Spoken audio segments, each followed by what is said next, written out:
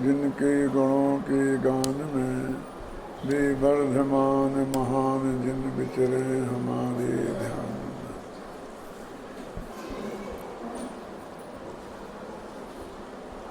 समय साठ परमागम की 90 और 91वीं गाथा चल रही है। गाथा का अर्थ हुआ था और टीका भी आधी पढ़ ली थी, और आज जो पढ़ना है वो बहुत मार्मिक है। तो जिस प्रकार मंत्र की साधना करने वाला साधक उस प्रकार के ध्यान भाव से स्वयं ही परिणमित होता हुआ ध्यान का कर्ता होता है, और वह ध्यान भाव समस्त साध्य भावों के अनुकूल होने से निमित्त मात्र होने पर साधक के कर्ता हुए बिना व्याप्त विष स्वयमेव उतर जाता है। स्त्रियां स्वयमेव विडम्बना को प्राप्त होती हैं और बंधन स्वयमेव टूट जाते हैं। ये 3 उदाहरण दिए उन्होंने। आचार्य बार बार ये कह रहे थे कि जब आत्मा में मोह राग द्वेष रूप भाव परिणमित होता है तो आत्मा मोह राग द्वेष रूपी भावों का कर्ता तो होता है, लेकिन उससे जो ज्ञानावरण आदि कर्म बनते हैं, कार्यमान वैगुणा ज्ञानावरण आदि कर्म रूप परिणमित होती है, वो स्वयं परिणमित होती है। उस क्रिया का कर्ता आत्मा नहीं है। क्या? तो शिष्य का प्रश्न है कि भाई ऐसा कैसे हो सकता है कि यहाँ आत्मा बैठा और कार्यमान बढ़ना बिल्कुल अलग है और वो अचेतन है, और वो अपने आप कैसे परिणमित हो जाती है? और हम तो देखते हैं कि जब यहाँ मोह राग द्वेष भाव होते हैं वो तभी परिणमित होती है। अब परिणमित होने में भी एक बात और है कि वो परिणमित होकर किस जीव के आत्म प्रदेशों के साथ एक में एक होकर बंधेगी, समझ नहीं ना? तो कहते उस जीव के कि जिस जीव का राग का जो करता है ना, राग उसमें निमित्त पड़ेगा। ऐसा नहीं चाहे जिसको चढ़ जाएगी, निमित्त तो पड़ा हमारा राग, और वो कार्यमान वैगुणा तुमसे जाके चढ़ जाएगी। और कार्यमान वैगुणा का अपन बोलते आना आना आना माने यहाँ ही कार्यमान वैगुणा होती है, वो भी परिणमित हो जाती है और दूर से आकर के भी परिणमित होती है। तो आना कोई क्षेत्र से क्षेत्रांतर क्रिया कोई अनिवार्य नहीं है। अब सवाल ये है कि जो कार्यमान वैगुणा कर्मरूप परिणमित होकर मेरे से बंधी है, उसमें मेरा राग द्वेष निमित्त हुआ है। राग द्वेष माने मोह राग द्वेष। एक बात ध्यान रखो, जहाँ मोह लिखा हो तो वहाँ पर दर्शन मोह चारित्र मोह दोनों लेना, और गहराई में जाकर के आप देख सकते हैं कि वहाँ चारित्र मोह लेना कि दर्शन मोह लेना। राग लिखा हो, क्योंकि राग चारित्र मोह का ही भेद है, तो ये मत समझ लेना कि यहाँ चारित्र मोह का ही निमित्त है। मिथ्यात्व के अर्थ में भी राग शब्द का प्रयोग जिनवाणी में किया जाता है। क्या? इसलिए विचलित होने की जरूरत नहीं है, सजग रहने की जरूरत अवश्य है। असली समस्या ये है, कहते हैं कि जब मेरा राग माने मिथ्यात्व राग सब निमित्त है उसमें, तो मेरे कोई चेंटेगी वो कर्म, तुम्हें नहीं चेंटेगी। यदि वो अपने आप ही परिणमित होती है तो ये ऐसा क्यों है? ये समस्या है। फिर तो वो परिणमित हुई और जहाँ बगल में जो आत्मा होगा वहीं से चढ़ जाती है, बस खत्म है, उसको ही चढ़ जाती ना है। और ये इतनी दूर रह करके कैसे चढ़ चढ़ जाती है, ख्याल में है ना। यहाँ तो चढ़ती है तो क्षेत्र से दूरी नहीं है। तो आचार्य कहते निमित्त नैमित्त के संबंध में क्षेत्र से दूरी भी हो तो भी होता है। उसके लिए 3 उदाहरण दिए हैं। कौन कौन से 3 उदाहरण हैं?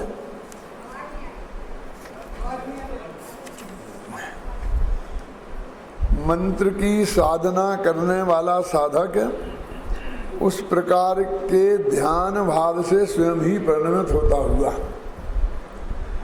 वो मंत्र का ध्यान करता है, मुंह से भी मंत्र नहीं बोलता, मन में ही सोचता है और सामने वाले का जहर उतर जाता है।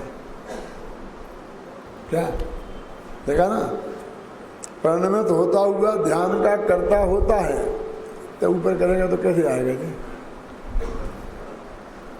और वह ध्यान भाव समस्त साध्य भावों के अनुकूल होने से निमित्त मात्र होने पर साधक के करता हुए बिना विष स्वयं उतर जाता है। उन्हें साधक के मन साधक उस विष उतारने की क्रिया का करता नहीं है और विष उतर जाता है। स्त्रियां स्वयं विडंबना को प्राप्त हो जाती हैं और बंधन स्वयं छूट जाते हैं। अभी 3 चीजें उस वक्त प्रसिद्ध थी। अब बंधन टूट जाते हैं तो अपना मानतुंगाचार्य का उदाहरण है शास्त्र में, और विष तो उतरते हुए आज भी अपन देखते हैं, वो मंत्र पढ़ता है और वहाँ विष उतर जाता है। और स्त्रियां विडंबना को प्राप्त हो जाती हैं। वो जो करते हैं ना ऐसे मंत्र तंत्र, किसी को वो बोलते हैं, वो क्या हिप्नोटाइज करते हैं ना, तो उससे स्त्रियों को क्यों लिखा, पुरुषों को क्यों नहीं लिखा? पुरुष भी तो हो जाते हैं लेकिन स्त्रियां जल्दी हो जाती हैं, भावुक जो होती है ना ज़्यादा। तो वो कहते मैं ये कहना चाहता हूँ बहुत मार्मिक बात कि आचार्य की बुद्धिमानी इस बात में देखो कि वे उस पर प्रश्न चिन्ह नहीं लगाते कि ये सब धूर्त हैं, बदमाशी करते हैं, कुछ होता जाता है ही नहीं, वो सांप का विष तो अपने आप ही उतरना था, ऐसा ऐसा किया और मेरे से हो गया, ऐसा कहते ना। और स्त्रियाँ मेरे से विडंबना को प्राप्त हो गई। और तीसरा क्या है, अरे वो बंधन टूट गए कि मन टूटते हैं तो तोड़ के वो काल में बताओ, वो बंधन तोड़ के भक्तामर के काव्य बोल के हम बांध देते हैं अच्छी तरह से, रस्सी के तोड़ के बता दो तुम। क्यों? आचार्य कहते हैं मैं झगड़े में नहीं पड़ना चाहता।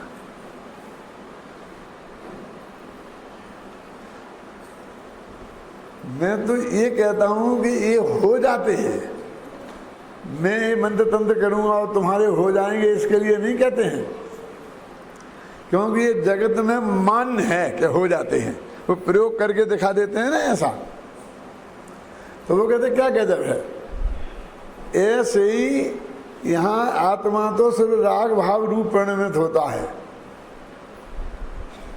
और वहाँ वो कर्म बन जाते हैं।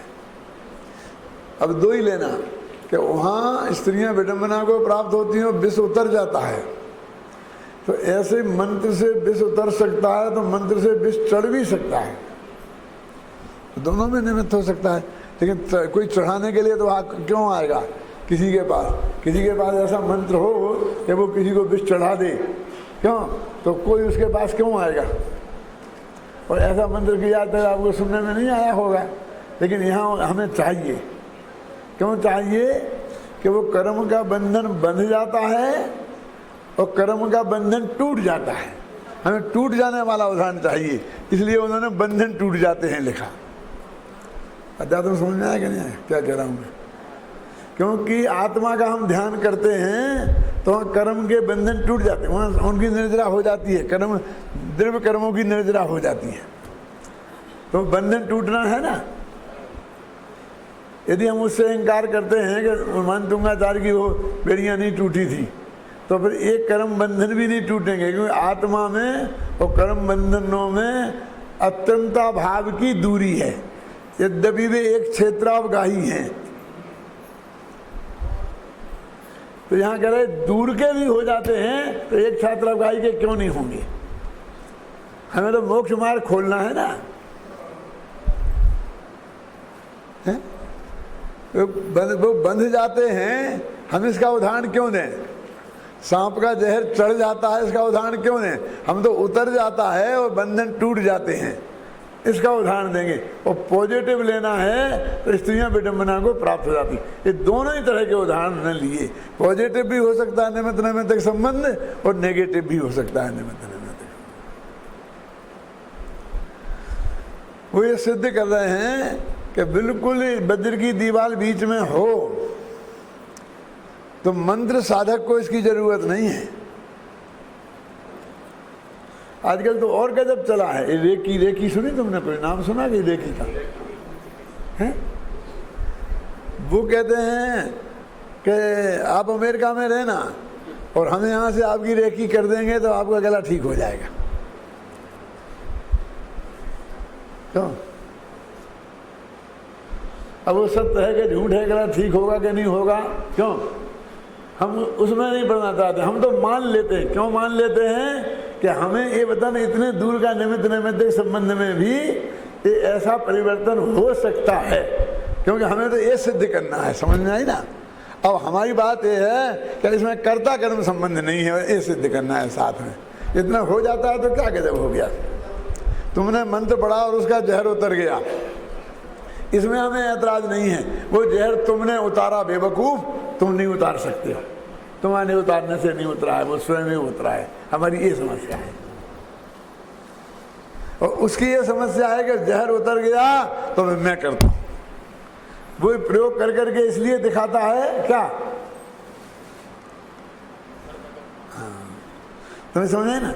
अभी एक जादूगर यहाँ आता है और वो फूलों की एक माला उसने निकाली एक डब्बे में से, फिर आपके सामने फूलों की माला उसी में डाल दी और फिर उसमें से एक मछली निकाल दी और फूलों की माला गायब। क्या हमें दिख रही है? कहाँ दिख रही है? हमें दिख रही, सब बात बिल्कुल बिल्कुल बराबर है। लेकिन फूलों की माला मछली नहीं बन सकती, नहीं बन सकती, नहीं बन सकती। जो हमारा वो सिद्धांत है वो पक्का है, हम उसमें से नहीं देखना चाहते हैं। उसमें क्या है? वो तो बन जाए। मछली का शरीर भी पुद्गल का है और मूल माला भी पुद्गल की है। वो पुद्गल का पुद्गल में परिणमन होना तो कोई बहुत बड़ी बात है नहीं है। इतना सा बीज और इतना सा धूल मिट्टी, खाद, गोबर, ये मिलके बहुत बढ़िया पेड़ पौधा बन के कितने बढ़िया फूलों की माला बन जाती है। क्या है उसमें गजब? तो थोड़ी जल्दी बन गई। मना हम वो आचार्य देव उसमें उलझना ही नहीं चाहते हैं। वो ये कहते हैं कि मैंने जे दफे झाड़ा ते दफे सामने वाले का जहर उतर गया। अब कैसे नहीं मानोगे तुम मुझे करता? ये कहते हैं कि हम मानते हैं कि उतर जाता है, लेकिन वो मंत्र के रूप परिणमित तू स्वयं ने हुआ, तू उस भाव का करता है और वो जहर उतरने रूप क्रिया का करता जहर में है, उसका करता वो जहर है, तू करता नहीं है, क्योंकि तू उस रूप परिणमित नहीं हुआ। और निमित्त नैमित्तिक संबंध में तो हमें कोई ऐतराज है ही नहीं। रोडमल जी ने इसी के लिए लिखा कि निमित्त नैमित्तिक संबंध बहुत घने। हम क्या करते हैं? क्यों ऐसा जब केस आता है, अच्छा तुम उतार के बता, इसका उतार के बता, उसका बता, इसका नहीं हुआ, ये नकली होगा, तेरा आदमी होगा, हम वहां लड़ाई लड़ते हैं। तूने जो ऐसा करके बताया है वो संभव ही नहीं है। क्यों? अब आजकल ऐसा हो गया ना कि ये सब लाइटें हैं और पंखे चल रहे हैं ना, अभी मैं ऐसा हाथ करूं और सब पंखे बंद हो जाए, लाइटें बंद हो जाए, और द्वारा तक ताली पीटूं तो सब चालू हो जाए। ऐसा हो गया अमेरिका में क्या है? ये जो अपने बगल में वो रखा रहता है ना टेबल लैंप, हम वहाँ सोते हैं तो वो कहते हैं पंडित जी बस आप इसकी तरफ ऐसा हाथ करना तो ये लाइट जल जाएगी अब जब बाथरूम में जाएंगे।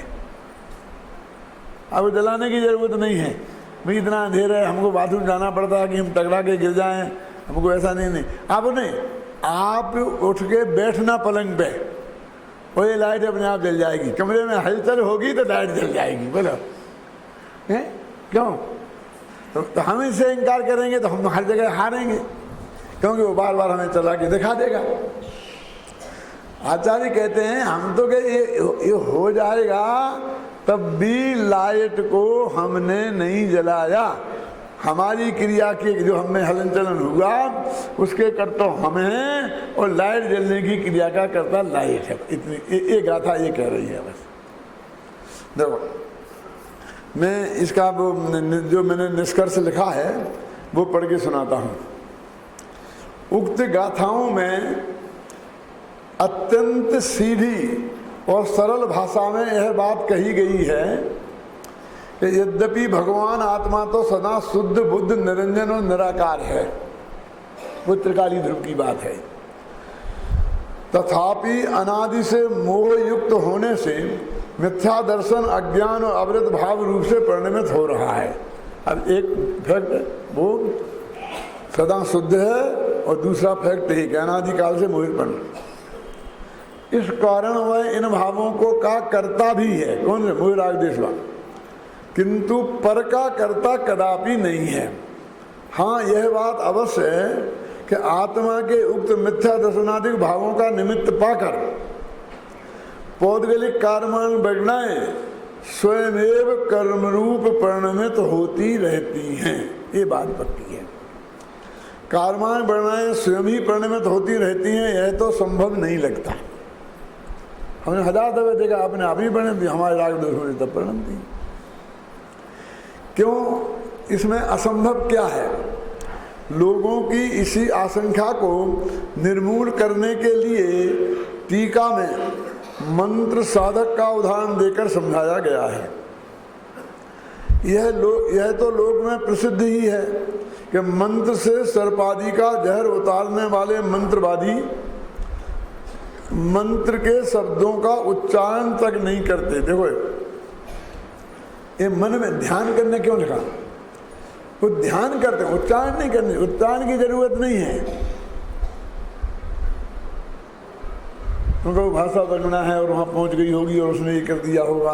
एक तो भाषा बगनाओं में भी एक दूसरी बगनाओं में अत्यंतना भाव है। भाषा बगना मनोबगना का काम नहीं करती और मनोबगना भाषा बगना का काम नहीं करती। आहार बगना भाषा बगना का काम नहीं करती, क्या? और भाषा बगना आहार बगना का काम नहीं करती। एक दूर पढ़ने में नहीं होती, उनमें भी अत्यंत भाव है। बिल्कुल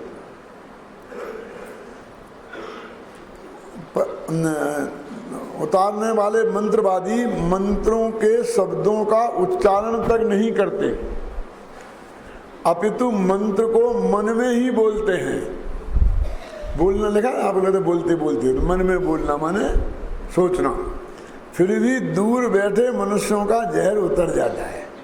जब इतनी दूर बैठे का उतर जाता है तो उतनी दूर बैठे का क्यों नहीं उतर सकता है?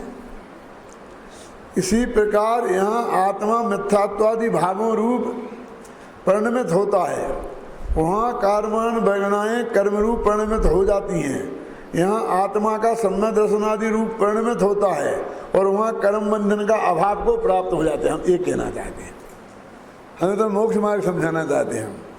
ऐसा ही सहज निमित्त नैमित्तिक संबंध है।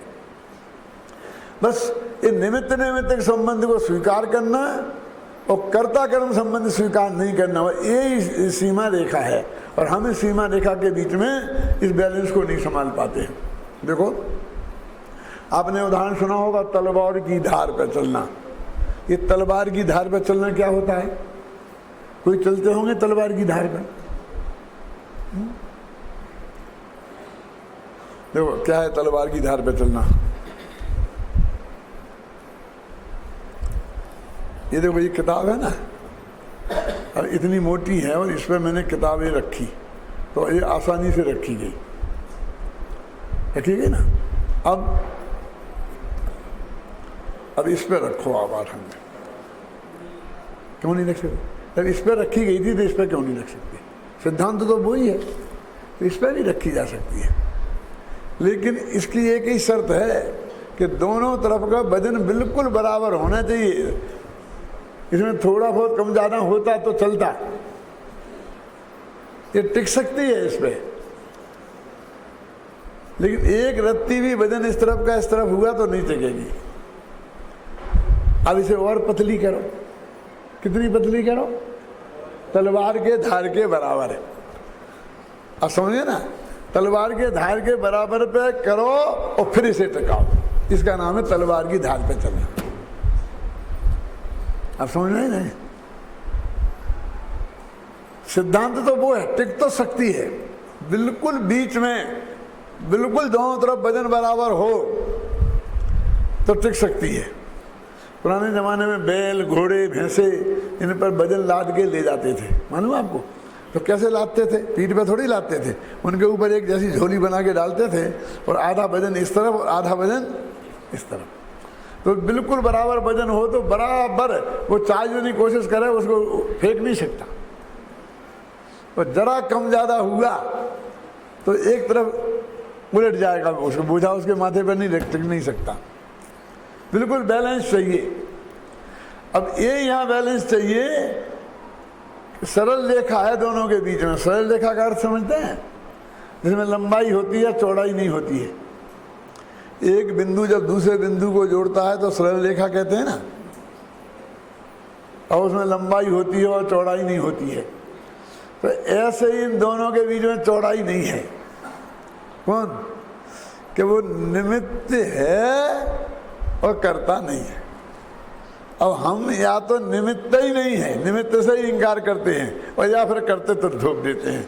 बस ये समझे इसका आप तत्व क्या है, कितना बारीक है। इसलिए बोलते हैं ना, जिन वर्ष नए चक्रम अत्यंत निश्चित धारम, अत्यंत पैनी धार वाला है, वो तलवार की धार जैसा है, एक नए से ऐसा और एक नए से ऐसा। अब हमने दोनों नयों में से जो एक नए से ऐसा कहा, उससे इनकार कर गए तो गए काम से। शास्त्र में तो कहा कि वो झूठा लाल है, झूठा लाल है। अभी गुरुदेव भी फरमा रहे थे झूठा झूठा झूठा, क्यों नहीं मांगे हम झूठा? वो झूठा उस सीमा के बाहर है, उस सीमा के अंदर बिल्कुल सच्चा है। बहुत खतरनाक बात कह दूं,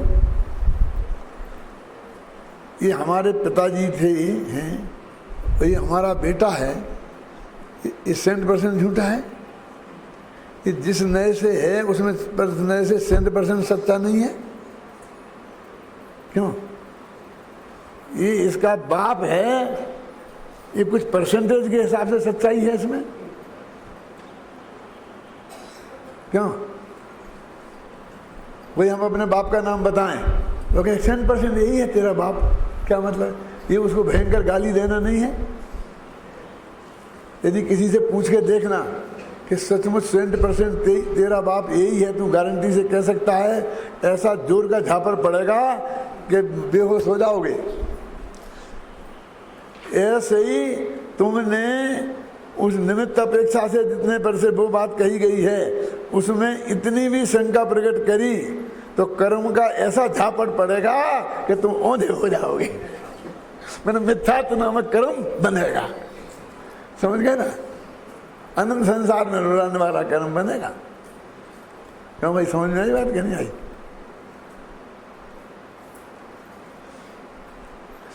और जिस अपेक्षा वो नहीं है, उस अपेक्षा रंज मात्र भी सच्चा माना तो अभी उसी तरह मरोगे।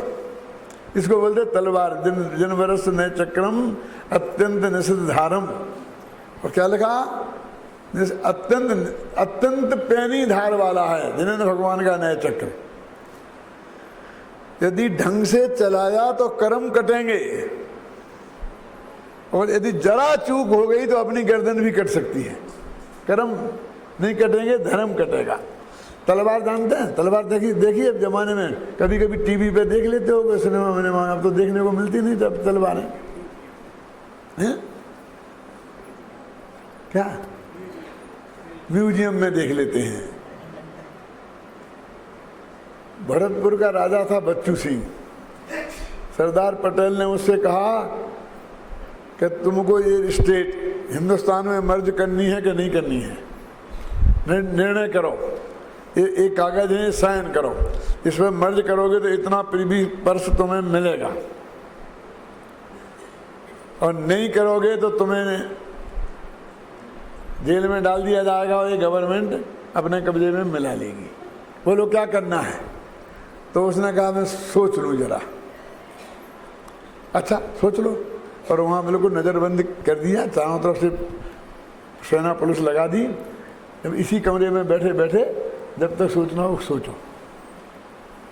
क्या कमरे के बाहर नहीं जा सकते? खाना पीने की सब व्यवस्था तुम्हारी बढ़िया, सोचो कितना सोचते हो। और सरदार पटेल उसी प्लेन से सीधे वहाँ गए भरतपुर, और वहाँ एक आम सभा की, और आम सभा में व्याख्यान दिया कि अब भंगी की झाड़ू तो काम आएगी, लेकिन इन राजपूतों की ये तलवारें जो यहाँ टंग रही है ना, ये कभी काम नहीं आएंगी। क्या कहा? भंगियों की झाड़ू तो अभी कुछ दिन तक काम आएगी, है ना, लेकिन ये तलवारें अब कभी काम नहीं आएंगी। समझ गए ना? और तब उनने साइन कर दिए, तब राजा साहब तो भरतपुर आ पाए। समझ में आया आपके ना? तलवारें काम नहीं आएंगी। अब तलवारों को भी आपको, लेकिन तलवार सिनेमा में देखना पड़ेगा। तलवार चलाई जाती है अपने माथे पर, कैसी गजब बात है, चलती है ना, और करते हैं दूसरे के माथे। और यदि जरा भी असावधानी हुई तो अपना माथा कर सकता है। क्या लिखा ना, अत्यंत धारम जिनमें धार्य माणा, धारण करने वाले का भी माथा कर सकता है। ये जिनवदन का नय चक्र अत्यंत सावधानी पूर्वक चलाने की जरूरत है कि हम इस चक्कर में ही नहीं पड़ेंगे, माथा कट जाए हम ऐसा करेंगे ही नहीं, तो भी तो नरक निगोद में अनादि से पड़े हो, अनंत काल तक पड़े रहोगे। क्योंकि जैन धर्म का मर्म नयों की भाषा में ही निबद्ध है सारा जनागम, उसके बिना समझ में आ नहीं सकता, और वो समझ में नहीं आएगा तब तक आत्मा का ज्ञान नहीं हो सकता। आत्मा का ज्ञान नहीं हो सकता तो आत्मा का ध्यान नहीं हो सकता।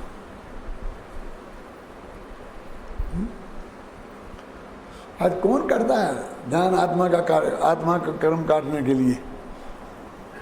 सब जगह जितने ध्यान के केंद्र खुले हुए हैं ना, ये सब, ये तो ब्लड प्रेशर ठीक करने के हैं, ये तो डायबिटीज को कंट्रोल करने के हैं, ये तो नशा की लतें छुड़ाने का काम करते हैं, ये तो मेडिकल डिपार्टमेंट का वर्क है, ये तो अस्पताल है, ये धर्म के केंद्र नहीं है। ना कोई उन्हें कर्म काटने के लिए वहां जाता है, ना उसे कटहल काटना है, और ना वे कर्म काटने की बात बताते हैं। बस इतने जरूर है कि जैन धर्म में जो ध्यान का स्वरूप, ध्यान शब्द की महिमा है कि अंतर मुहूर्त तक आत्मा का ध्यान करे तो केवल ज्ञान होकर मोक्ष में चले जाए, तो ध्यान शब्द इतना प्रतिष्ठित हो गया है, उसका दुरुपयोग अवश्य करते हैं। उसका नाम लेके जो धर्म के नाम पे खर्च करना चाहते हैं, उन्हें, अब लूटते शब्द कहना नहीं चाहता हूं, अच्छा नहीं लगता है? सत्य की खोज में मैंने एक वाक्य लिखा है, धन का लुटेरा कोई लुटेरा नहीं है। क्या है उसमें दम? क्या है? पर द्रव्य ले जाए। तन का लुटेरा भी कोई लुटेरा नहीं है, घबराना नहीं। तन का लुटेरा मतलब समझ गए आप? ये बलात्कार करने वाले लोग। लेकिन मन के लुटेरे, श्रद्धा के लुटेरे सबसे बड़े लुटेरे हैं। क्यों? क्योंकि ये लोग जब श्रद्धा लुट जाती है तो तन मन धन तो वो अपने आप ही समर्पित करता है, वो तो लुटे ही जाते हैं। क्या फिर तो गुरु जी के लिए सब कुछ समर्पित है। लिखा है मैंने सत्य की खोज में, बहुत पुरानी किताब है। सत्य की खोज का पहला भाग किस दिन प्रकाशित हुआ था समझ जी? इतिहास बताऊं? जिस दिन बहन श्री का वचनामृत प्रकाशित हुआ था। दोनों का ओपनिंग एक दिन हुआ था गुरुदेव के सामने।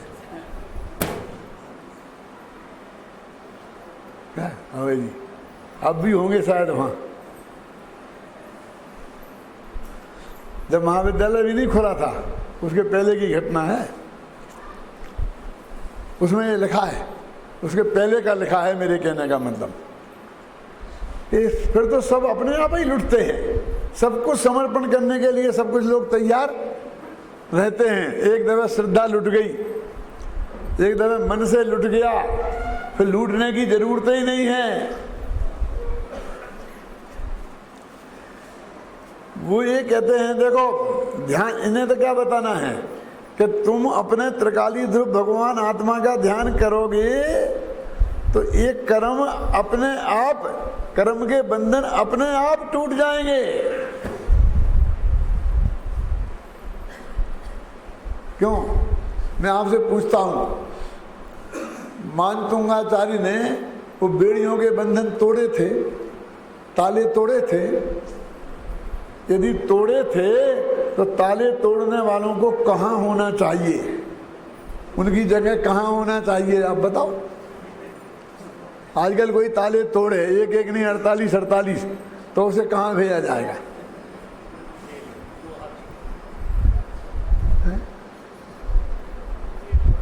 क्यों? उनने सांकलें तोड़ी थी। जेल में एक कैदी है जिसको बेड़ियां और हथकड़ियां पहना रखी हैं। वो बेड़ियां हथकड़ियां तोड़ के, जेल के किवाड़ तोड़ के, दीवार तोड़ के भाग जाए तो क्या होगा? क्या होना चाहिए उसके साथ? एक कसाब ऐसा करे कदाचित, तो आपका क्या सलाह है? बोलो मधुकर भाई। कसाई को उससे अपराध की क्या सजा मिलना चाहिए? क्या आप कहना क्या चाहते हैं कि जो कसाब को मिलना चाहिए वो मानतुंगाचार्य को मिलना चाहिए थी? क्या कहना चाहते हैं? कहना क्या चाहते हैं आप? बोलो ना सच्ची ईमानदारी से, क्यों मिलना चाहिए? हम कहते हैं मानतुंगाचार्य ने ताले खोले ही नहीं, मानतुंगाचार्य ने बेड़ियां तोड़े ही नहीं। उनने तो अपने आत्मा का ध्यान किया था, और वो भी कर्म के बंध, वो भी राग तोड़ने के लिए। क्यों? वो भी कर्म के बंधन तोड़ने के लिए नहीं, वो भी कर्मों में कुछ नाश करने के लिए नहीं। क्यों? किया होता तो वे बंधन भी नहीं टूटते, निमित्त भी उसमें वो नहीं बनता। आपको प्रैक्टिकल लगता है जरा? जैसी कहानी चलती है, जैसी कि उन्होंने भक्तंबर का काव्य वहाँ लिखा, फिर वहाँ पर उन्होंने बोले, वो एक एक काव्य बोलते गए, वो एक एक ताला टूटता गया। क्यों? उन्हें पेन और कागज की सुविधा दी होगी राजा ने कि अंदर बैठ बैठ के तुम ये लिख सकते हो। और ऐसे होंगे एक दफ़े का उन्हें याद रहा होगा तो बाहर आके उन्हें सुना दिया होगा। और ये स्थिति उनने वहाँ बनाई होगी। क्यों? अंदर है? और भगवान से एक एक के मैं एक एक ताले तोड़ता जाऊँगा। उनसे यदि पहले कहते कि साहब आपको जेल में डाल रहे हैं, तालों में बंद कर रहे हैं, ये कर रहे हैं कि तुम परवाह मत करो, मैं सब तोड़ दूंगा, ये मेरे पास है, ऐसा भी क्यों कहते? वो पहले तो नहीं कहती, लेकिन वो बाद में निकल आए तब तो कहेंगे कि हाँ मैंने तोड़े। तब तो कहा होगा ना मैंने कुछ किया ही नहीं, करने क्या सोचा ही नहीं। क्या? तो फिर तुमने आत्मा का वो ध्यान क्यों किया? वो तो मेरा रोजाना का काम था। स्तुति वंदना की तो समताधर बंधन करे, नाना थुति बनाए, ये तो मेरा रोजाना का काम था भाई साहब। इसमें उस दिन कौन सी नई बात हो गई? यदि मैं बाहर होता तो आत्मा का ध्यान नहीं करता, मैं भगवान की स्तुति वंदना नहीं करता। ये मुनियों के दैनिक कार्य है ना, सत आवश्यक कार्य। तो मैंने तो भी अपने सब आवश्यक कार्य किए, परमावश्यक कार्य किए, मैंने कुछ किया ही नहीं तो एक नया अपराध और हो जाता। वो जिस अपराध के बदले में राजा ने जेल में डाला था वो भले ही उनका नहीं होगा, लेकिन ये अपराध पक्का हो जाता। मैं तो किया ही नहीं। ये मैंने लिखा है। कहाँ लिखा? बोल नीलेश, आप कुछ भी कहो, मैं पहली कहानी में आप कुछ भी कहो मैं कि महाराज आपने ये कोड ठीक कर लिया, बहुत बढ़िया किया, नहीं तो आज जैन धर्म की प्रभावना नहीं होती। क्या है कि जैन धर्म कैसी प्रभावना? ये प्रभावना है। अरे मैंने कुछ किया ही नहीं है, मैंने करने का सोचा ही नहीं है, मैंने इसके लिए कुछ नहीं किया कि हो तो गया, हो गया तो हो गया, मैं क्या करूं उसके लिए? कि नहीं प्रभावना बहुत हो गई इससे, आप तो चुपचाप ही कहोगे हाँ मैंने किया है। अरे जैन धर्म की प्रभावना नहीं है, ये जैन धर्म का अपमान है, ये बदनामी है जैन धर्म की। आप सोच भी नहीं सकते हो। वो मैंने लिखा है, आप कुछ भी कहो किताब में, और मैं तो अपने जीवन में भी अपनाया है। तो मैं जी एक घटना बताता हूँ मैं आपको सही, कि मैं अशोक नगर में रहता था, तो वहाँ बरसात नहीं आती, लेट आती बरसात, तो बहुत देवी देवताओं के चबूतरों पर किसान लोग जाते हैं, वे भरते हैं, भक्ति करते हैं, भगवान जल्दी बरसात कर, जल्दी बरसात कर। और फिर बाद में जैनियों लोग भी मंदिरों में सिद्धक विधान कराते हैं।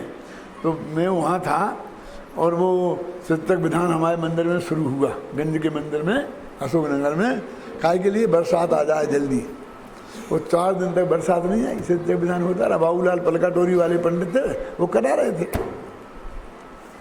जब 4 दिन तक नहीं आई तो लोग उनके पीछे पड़ गए, पंडित जी ये क्या बात है, पंडित जी तुमने तो कहा था सिद्धक विधान करेंगे तो बरसात आएगी। तो मालूम उनने क्या ठोक दिया कि पंडित हुकुमचंद जी नहीं आ रहे ना इसमें, इसलिए नहीं आ रहे। ये सच्ची घटना है। मेरे सुबह के स्कूल थे, तो मैं स्कूल में जाता था उस टाइम, नहीं तो मुझे सिद्धक विधान में बैठने में कोई ऑब्जेक्शन नहीं था। मैं तो जयमाला का अर्थ किया करता था, उसका तो बहुत अच्छा अर्थ करता था। आज तक लोग उसके लिए मेरे को याद करते हैं। क्यों? तो मेरे पास 5-6 जने आ गए घर पे, तो मैं आया, बैठो साहब, ऐसे करे बैठे। फिर बोले पंडित जी साहब भयंकर गर्मी है, अकाल है, बरसात नहीं हुई तो लाखों पशु मर जाएंगे, पक्षी मर जाएंगे, खेती बर्बाद हो जाएगी। ये तो बहुत ऐसा बहुत बुरा होगा, ऐसा तो बहुत बुरा होगा, ख्याल में है ना, ये तो नहीं होना चाहिए। यही तो हम आपसे कहते हैं। लेकिन हमसे क्या कहते हो? तो मैंने बहुत कहते रहे, बहुत महिमा बताते रहे कि बरसात की कितनी ज़रूरत है। तो मैंने कहा कि मैं क्या करूं कि आप नहीं आ रहे मंदिर में सिद्धक विधान में, इसलिए तो बरसात हो नहीं रही। इसलिए हम आपके हाथ जोड़ते हैं, पैर पड़ते हैं, आप जो कहो करने को तैयार हैं, लेकिन आप बताओ, आपको तो स्कूल वालों से कह दें आपको 3 दिन की छुट्टी दे दें।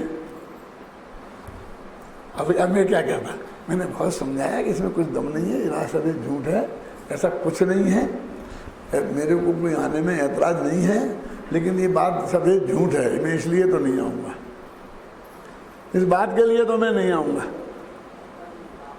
बहुत पीछे, नहीं आएंगे तो आप क्या करेंगे? एकदम आंख बदल के धमकी देते हुए बोले कि क्या करेंगे? मैंने कहा यहीं बैठ के भगवान से प्रार्थना करूँगा कि हे भगवान, जब तक ये सिद्धक विधान चले तब तक और उसके 8 दिन तक पानी बरस न जाए। यदि भगवान तू रोक सकता है तो रोक दे, ये प्रार्थना करूँगा। हैं? ऐसा क्यों करोगे? क्योंकि यदि ये बरस गया पानी तो ये घृत मिथ्यात्व का पोषण हो जाएगा, फिर उसके मेरा बाप नहीं रोक सकता। फिर तो आया था, बरस गया, और फिर मुझे हर जगह आषाढ़ के महीने में गांव में पानी बरसाने जाना पड़ेगा, और जब नहीं बरसा पाऊंगा तो फिर मेरी हालत क्या होगी? जैसी गायक नाम की फिल्म में देवानंद की हुई थी वैसी मेरी होगी। ये आज के बच्चों ने नहीं देखी होगी। एक गायक नाम की फिल्म बनी थी, देवानंद उसमें हीरो था। उसमें यही होता है कि वो बरसात नहीं होती ना, तो उसको जबरदस्ती उपवास में बैठा देते हैं कि ये महात्मा जी उपवास करेंगे तो बरसात अवश्य होगी। वो तो उसको तो जानता था कि मेरे उपवास से, वो कहता है, उस वक्त मैंने एक डायलॉग मुझे आज तक याद है कि ये मानसून तो 1.5 महीना पहले बंगाल की खाड़ी से चलते हैं, 1.5 महीना पहले। वो एक एक दिन कहाँ कहाँ पहुँचते हैं वो उसका सारा लेखा जोखा है वैज्ञानिकों के पास। अब भी मानसून चले ही नहीं है बंगाल की खाड़ी से, तो मेरे भूखे रहने से इस बरसा पानी के बरसने का क्या संबंध है? क्या वो वहां से उठेंगे तो भी 1.5 महीना लगेगा आने में, और ये तो 2 मिनट में बरसाना चाहते हैं। क्या कि ये पानी के बरसने से और मेरे भूखे रहने से क्या संबंध है, मेरी समझ में नहीं आता। इसलिए मुझे वो ये वाक्य याद है क्योंकि वो मेरी श्रद्धा के अनुकूल है। तोड़ामल जी से पूछा, भैया ऐसा क्यों होता है, ऐसे सैकड़ों दफे हो जाते हैं? उन्होंने कहा निमित्त नैमित्तिक संबंध बहुत घने हैं और इसलिए ये मिथ्यात्व पुष्ट होता रहता है। और तो उन्होंने कहा समझ में क्यों नहीं आता कि जो इसके विरुद्ध तर्क हैं वो मिथ्यात्व के जोर से इसके ख्याल में नहीं आते। मिथ्यात्व माने मिथ्यात्व कर्म नहीं है, मिथ्यात्व नामक भाव उसका ऐसा जोर पड़ा है कि वो उधर अंधा ही होकर के सोचता है 7 बेटियां हो गई, हे भगवान बेटा हो जाए तो ऐसा करूं ऐसा करूं ऐसा करूं, और 8वां बेटा हो गया तो भगवान ने कर दिया। अरे भगवान ने कर दिया तो 7 के यहाँ पहले क्यों नहीं किया? ये ढेर क्यों लग जाता 7 का? क्यों?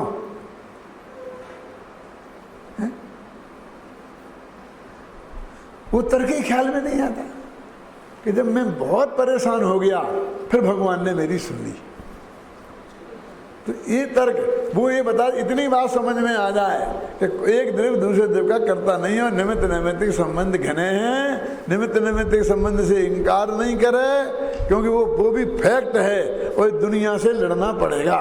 वो कहेगा मैंने मंत्र बोला इसका जहर उतर गया, कहाँ उतर गया, बस झगड़ा खत्म। और नहीं उतर सकता, अब झगड़ा शुरू। क्यों? अब लड़ो, लड़ेंगे तो हम तो जीतेंगे क्योंकि बात हमारी सत्य है। बेटा तुम हार भी सकते हो। क्यों? निमित्त नैमित्तिक संबंध घने हैं ना, वो 10-20 दफे वो ऐसा हो जाएगा फिर तुमको मानना पड़ेगा, लड़ना ही नहीं। हाँ वो तो हो जाता है लेकिन उसने नहीं किया, हम वहां अड़ो ना असली मुद्दे पर। एक और मैं सही उदाहरण देना चाहता हूँ इस मामले के लिए, इसी तथ्य के लिए कि एक लड़की की सगाई हो गई थी। तो शादी के पहले एक लड़के को किसी ने भड़का दिया, ख्याल में है ना, और लड़का शादी से इनकार करने लग गया।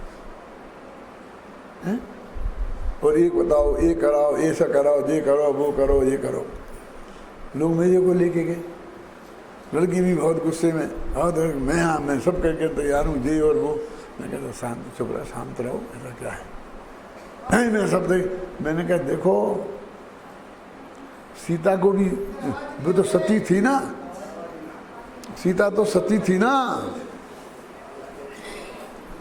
सीता तो सती थी ना, लेकिन उस पर भी कलंक लग गया। क्या? उस पर भी कलंक लग गया। इसलिए जो पवित्र है उस पर कलंक नहीं लगेगा, ये तुम्हें किसने बताया? और अपवित्रों पर लग ही जाएगा, ये किसे ने बताया? लाखों अपवित्र महिलाएं बिल्कुल निष्कलंक का जीवन जीती रहती हैं आराम से, और सीता जैसी कि नहीं वो आज में अग्नि बनी कब भई थी, क्या हुआ था, लेकिन उतने दिन तक तो उसको पर पुरुष के साथ रहने का आरोप के साथ जीना पड़ा कि नहीं जीना पड़ा? घर छोड़ना पड़ा, बोलो। और बाद में तो होगी, लेकिन बाद का भी क्या ठिकाना? यदि अग्नि में वो नहीं होती, वो जल जाती तो फिर अनंत भव के लिए कलंकित हो जाती है कि जल कैसे जाती? अरे अग्नि का काम जलाना है, ईंधन का काम जलना है, वो तो स्वभाव है, जल ही जाती, उसमें क्या है? क्यों? उन देवताओं को 2 मिनट की देर हो जाती कि कैसे हो जाती? या अल्लाह, हजारों वर्ष की देर कैसे हो गई? ये तब क्यों नहीं आए जब उसे जंगल में भेजा जा रहा था? ये तब कहाँ सो रहे थे देवता? ये अग्नि का जल करने वाले तब भी कुछ ना कुछ करके बताते ना।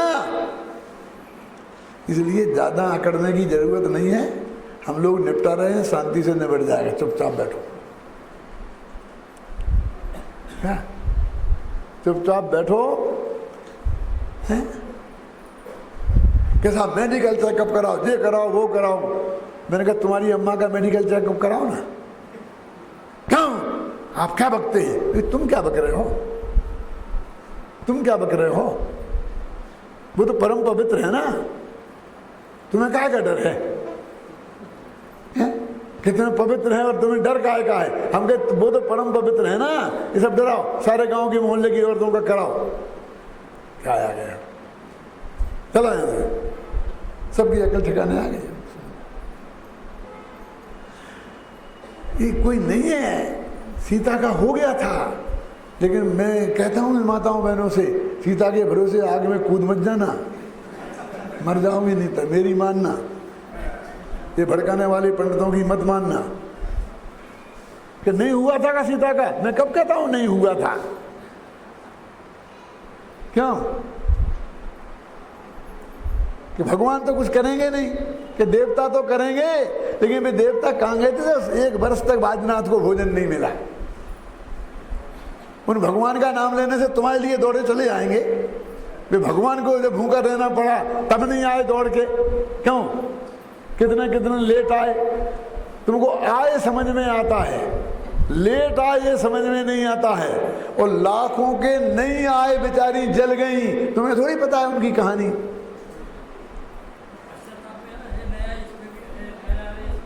हाँ हाँ, बस। तो मैं तो कहता हूँ भगवान ऐसा कभी होए नहीं कि अग्नि जलाना छोड़ दे, नहीं तो फिर अपन को सारे जैनियों को मुर्दे गाड़ना पड़ेंगे। जला जाएगी तो जलाएगी नहीं।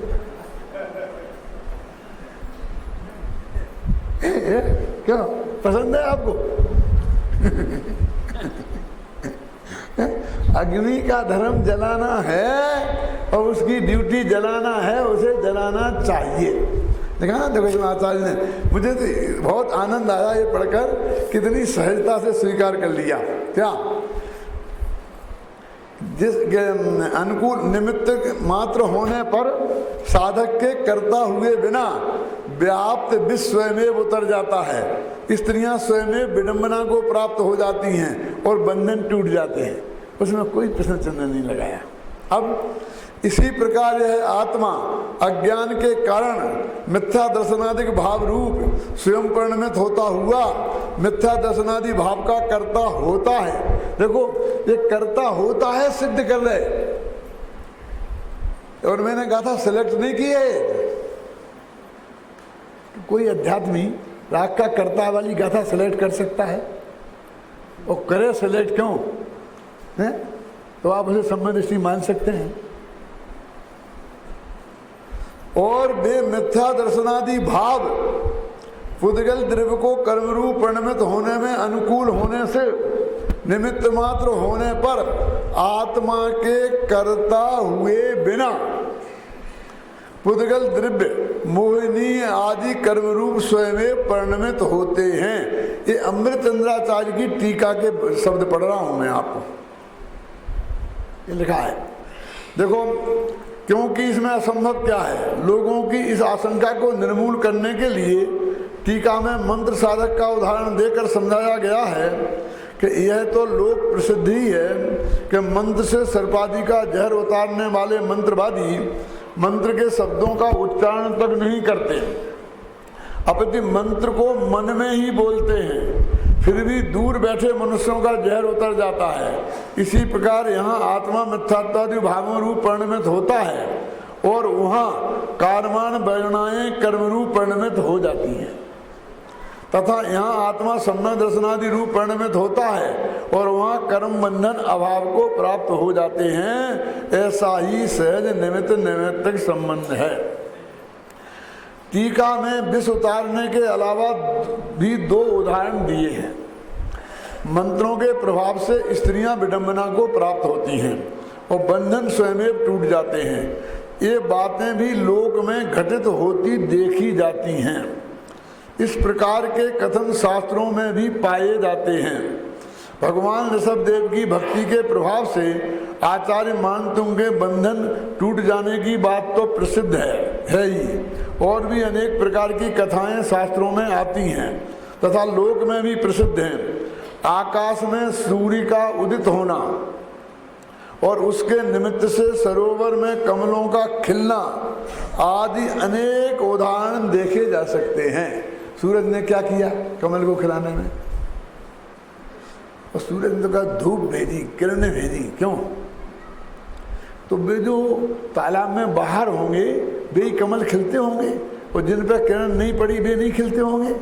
और फिर बोलो ना, मुर्गा का बोलना और सुबह का होना। अब मुर्गा बोला इससे सूरज उग गया होगा। रात के 12 बजे मुर्गा बोल देता तो सूरज उग जाता। क्या है मुर्गा की हैसियत? लेकिन हम कहते भैया उठो उठो जल्दी, मुर्गा बोल गया सूरज उग गया। मुर्गा बोलते कि नहीं बोलते? देखो, जिनसे सहज निमित्त नैमित्तिक भाव सिद्ध होता है, यहाँ तो यही बताना अभीष्ट है कि इनमें सहज निमित्तिक नैमित्तिक भाव ही है, कर्ता कर्म संबंध नहीं। निमित्त नैमित्तिक भाव को समझने के लिए निमित्तोपादान नामक किताब पढ़े लिखा है, आप समझेंगे ना। तो ये बिंदु है यहाँ बस, निमित्त नैमित्तिक भाव से इनकार नहीं करना और कर्ता कर्म भाव को स्वीकार नहीं करना, ये समझाना चाहते हैं यहाँ। निमित्त नैमित्तिक के संबंध में हमारे मुमुक्षु लोग ये समझते हैं कि निमित्त को जितनी गालियाँ दिया जा सकें हम उतने ही पक्के सोनगढ़ी हैं कि गुरुदेव की भगत है। ये बहुत गलत प्रवृत्ति है। क्या? जितनी ताकत से निमित्त करता नहीं है ये बताने की जरूरत है, उतनी ही ताकत से जब कार्य की उत्पत्ति होती है तो निमित्त होता अवश्य है, इसकी स्थापना करना भी जरूरत है। सत्य की खोज में एक वाक्य आता है, निमित्त होता है पर करता नहीं। क्या लिखा है ना? निमित्त होता है पर करता नहीं, निमित्त करता नहीं है पर होता अवश्य है। ये वाक्य है, उसमें पढ़ लेना, ये तत्व ज्ञान समझे ना, उसमें पढ़ना, ये वाक्य लिखा हुआ है उसमें। ये दोनों बातों को मानना। तो जरा भी निमित्त से इनकार किया तो गए और कर्ता माना तो गए, दोनों के बीच में सरल रेखा है और उस पर तुम्हारे इसको टिकाना है, तब तुम्हारा निर्णय सही होगा।